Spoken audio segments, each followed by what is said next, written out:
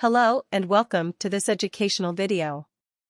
Today, we'll be exploring the famous theories of Sigmund Freud, one of the most influential psychologists of all time.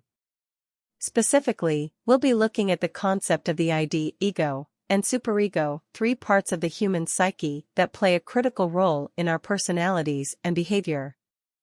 The ID is the unconscious part of the psyche that is responsible for our basic impulses and desires.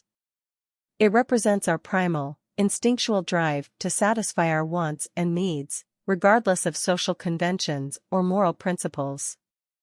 The ID operates on the pleasure principle, seeking immediate gratification of our desires and needs.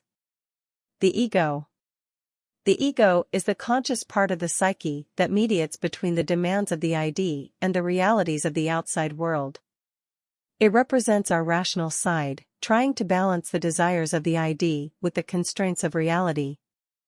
The ego operates on the reality principle, seeking to satisfy our desires in a way that is realistic and socially acceptable. The superego is the moral component of the psyche, representing our internalized sense of right and wrong. It is responsible for our sense of guilt and shame, and is shaped by the values and moral principles that we internalize from our parents, society, and culture. The superego operates on the ideal principle, striving to live up to our own moral standards and ideals. The interaction of the three parts. The interaction between the ego, and superego determines our behavior and personality. In a healthy individual, the ego acts as a mediator between the demands of the ID and the constraints of the superego, resulting in behavior that is both fulfilling and socially acceptable. However, in an individual with a weak ego, the demands of the ID and the constraints of the superego can lead to inner conflict and neurotic behavior.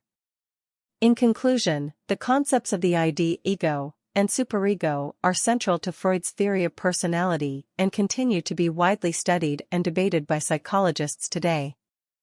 Understanding these three parts of the human psyche can help us gain insight into our own behavior and motivations, as well as the behavior and motivations of others.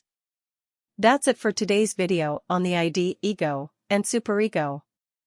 I hope you now have a better understanding of these important concepts and how they impact our personalities and behavior.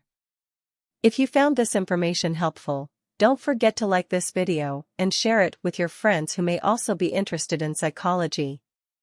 Now, I want to hear from you. How do you think the concept of the ego and superego applies to your life?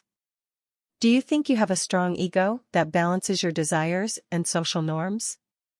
Let me know your thoughts in the comments below. Remember, knowledge is power, so don't stop learning.